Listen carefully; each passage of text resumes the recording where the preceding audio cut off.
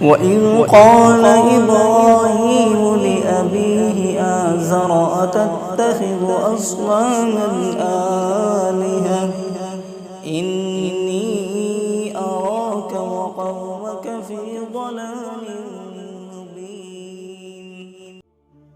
اعوذ باللہ من الشیطان الرجیم، بسم اللہ الرحمن الرحیم۔ ایک عالم دین کی کہانی۔ ایک عالم دین بغداد شریف میں رہا کرتے تھے۔ بہت بڑے عالم تھے، ان کے پاس ان کے بہت زیادہ طالب علم تھے، بڑے دور دور سے ان کے پاس پڑھنے آیا کرتے تھے۔ تو ایک دن عالم صاحب کا حج جانے کے لیے پروگرام بنا، تو انہوں نے اپنے شاگردوں سے کہا کہ چلو ساتھ میں چلتے ہیں۔ تمام شاگردوں کو ساتھ میں لیا اور نکل گئے۔ جانے کے بعد چلتے رہے، ایک گرجا گھر پڑا۔ گرمی بڑی شدید تھی، بڑی شدت کے ساتھ گرمی تھی، بہت تیزی سے دھوپ تھی، پسینے آ رہے تھے۔ تو کہا کہ کہاں آرام کیا جائے؟ تو عالم صاحب نے گرجا گھر کے سایہ دیکھا تو کہا چلو یہیں آرام کر لیا جائے۔ اس کے سائے میں بیٹھ گئے، گرجا گھر کے سائے میں بیٹھ گئے، آرام کیا تو وہاں پر آرام کرتے کرتے نیند آ گئی۔ تو بچے جو تھے شاگرد وہ سو گئے اور عالم صاحب کو نیند نہیں آئی۔ عالم صاحب اٹھے اور وضو بنانے کے لیے پانی تلاش کرنے لگے۔ پانی تلاش کر رہے تھے تو پانی تو نہیں ملا۔ گرجا گھر کی چھت پر ایک لڑکی دکھائی تھی، بڑی حسین اور جمیل خوبصورت لڑکی تھی۔ گرجا گھر پر جب انہوں نے دیکھا لڑکی کو تو اب وہ پانی بھول گئے، وضو کو بھول گئے کہ ہم پانی تلاش کرنے وضو کے لیے آئے تھے، بلکہ وہ لڑکی کو دیکھنے لگے۔ لڑکی کو دیکھ رہے تھے۔ لڑکی تو آنکھوں سے اوجھل ہو گئی، لیکن ان کا دل جو تھا اس لڑکی پر آ گیا۔ اب پانی چھوڑ دیا، وضو بنانا بھول گئے۔ گرجا گھر کے دروازے پر گئے، دروازہ کھٹکھٹایا، اندر سے راہب نکل کر آیا۔ کہا کیا بات ہے، کون ہو آپ، کہاں سے آئے ہو؟ تو کہا کہ میں فلاں جگہ کا عالم ہوں اور حج کرنے کے لیے جا رہا ہوں۔ ایسی بات ہے، میں نے آپ کی جو گرجا گھر کی چھت ہے اس پر لڑکی دیکھی، بڑی حسین جمیل اور بڑی خوبصورت لڑکی ہے، وہ آپ کی کون ہے؟ کہا کہ تم اس لڑکی کے بارے میں کیوں پوچھ رہے ہو؟ تم تو مسلمان ہو، عالم دین ہو، تم اس لڑکی کے بارے میں کیوں پوچھ کر رہے ہو؟ کہا بتاؤ تو صحیح وہ کون ہے؟ کہا وہ میری بیٹی ہے۔ تو کہا ٹھیک ہے، بڑی حسین اور خوبصورت لڑکی ہے، کیا آپ اتنا کام کر سکتے ہیں کہ اس لڑکی سے آپ یہ معلوم کر لیں کہ وہ مجھ سے نکاح کر لے، مجھ سے شادی کر لے؟ راہب نے کہا کیسی باتیں کرتے ہو آپ، مسلمانوں کے عالم ہو اور آپ ایسی باتیں کرتے ہو، آپ کے منہ سے یہ باتیں اچھی نہیں لگتی۔ کہا اللہ کے بندے میں اب کیا کروں، میرا دل اس لڑکی پر آ گیا ہے، میں اس سے نکاح کرنا چاہتا ہوں، اس سے شادی کرنا چاہتا ہوں، ہر قیمت پر میں تیار ہوں، وہ جو چاہے گی میں کرنے کے لیے تیار ہوں۔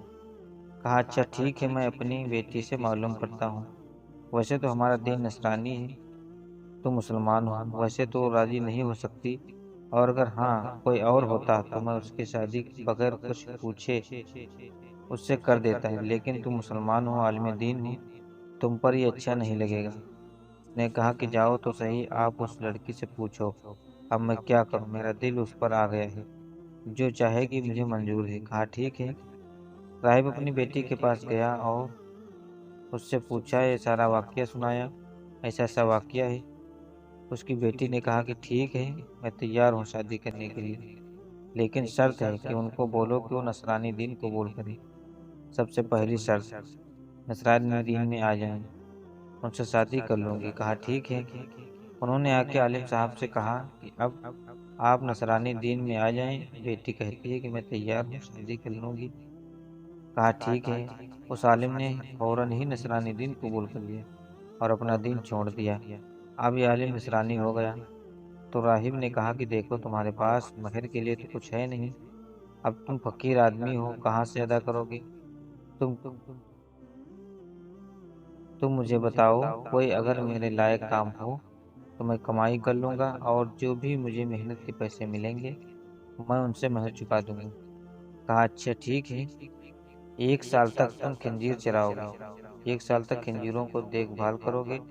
وہ عالم جس سے خطبہ دیا کرتا تھا اس کے آسا سے اب وہ خنزیر چرانے کے لیے جاتا ہے۔ خنجروں کی دیکھ بھال کر رہا تھا۔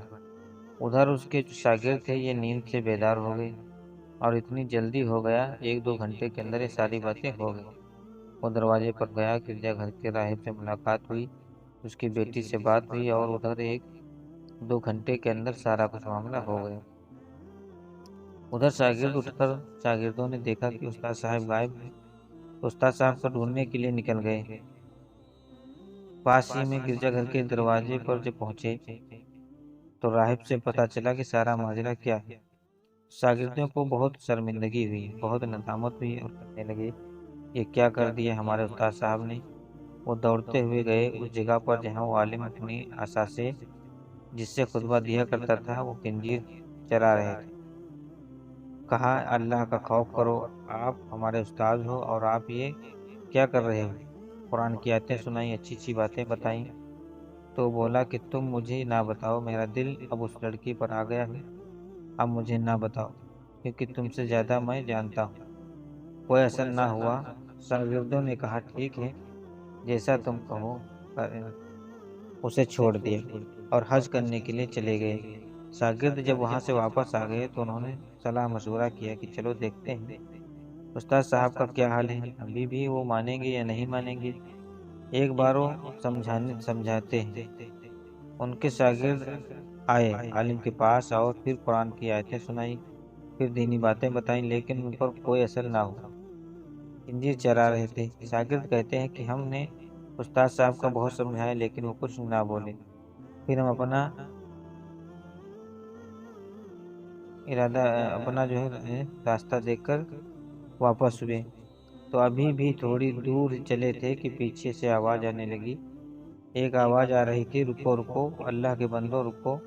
پیچھے مڑ کر دیکھا تو کوئی اور نہیں تھا، ہمارے استاد صاحب تھے۔ وہ آواز دے رہے تھے رکو، ہمارے قریب آئے اور کہنے لگے سنو، اللہ کے سوا کوئی معبود نہیں، اللہ کے سوا کوئی معبود نہیں، محمد صلی اللہ علیہ وسلم اللہ کے رسول ہیں، میں گواہی دیتا ہوں۔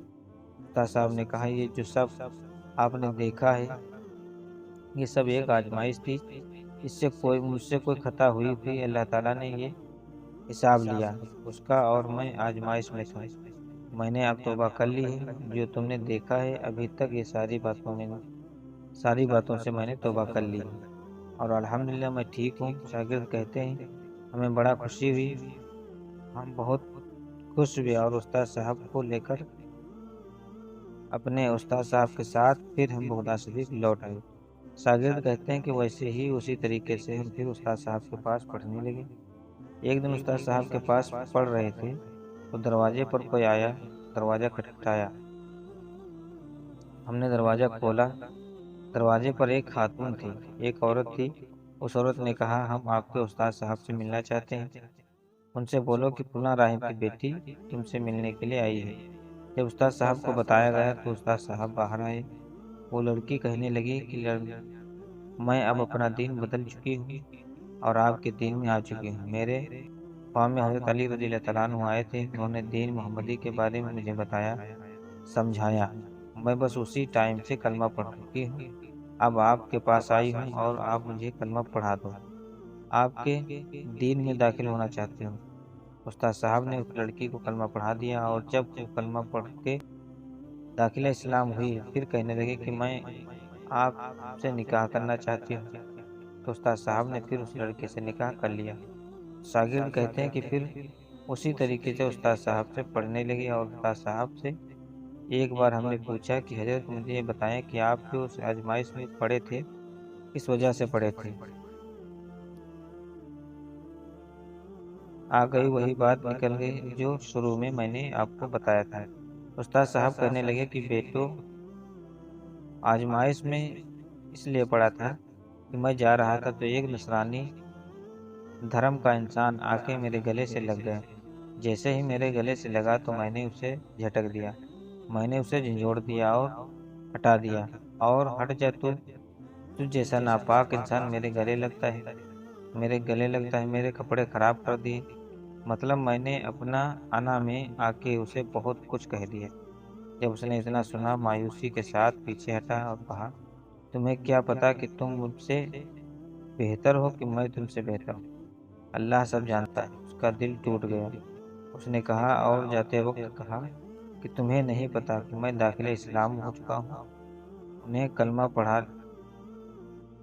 پڑھ لیا ہے، اور تم نے اس طریقے سے مجھے جھنجھوڑ کر اپنے سے الگ کیا ہے، اللہ اس کا حساب لے گا، اسی وجہ سے میں اتنی بڑی آزمائش میں پڑا تھا۔ تو انسان کو کبھی گھمنڈ تکبر نہیں کرنا چاہیے۔ اگر ایک غریب انسان ہے اور وہ آپ سے محبت کرتا ہے، آپ سے کچھ اخلاق سے ملتا ہے، آپ کو نہیں چاہیے کہ اس کو نظر انداز کر دو یا اس کو ڈانٹ کر بھگا دو۔ اگر آپ کا کوئی اسٹیٹس ہے، آپ اچھی حیثیت رکھتے ہیں، مالدار ہیں، اور آپ کے پاس اگر کوئی غریب ہے آ کر بیٹھ جائے تو ایسا نہ کرنا کہ غریب کو ہٹا دو اور اس کو ڈانٹ کر بھگا دو، کیونکہ اللہ تعالیٰ بڑا ناراض ہوتا ہے۔ دوستوں، اگر ویڈیو اچھی لگی ہو تو پلیز لائک، اور اگر ہمارے چینل پہ نئے ہیں تو سبسکرائب ضرور کیجیے گا۔ اب ملتے ہیں اگلی ویڈیو پر، تب تک کے لیے اللہ حافظ۔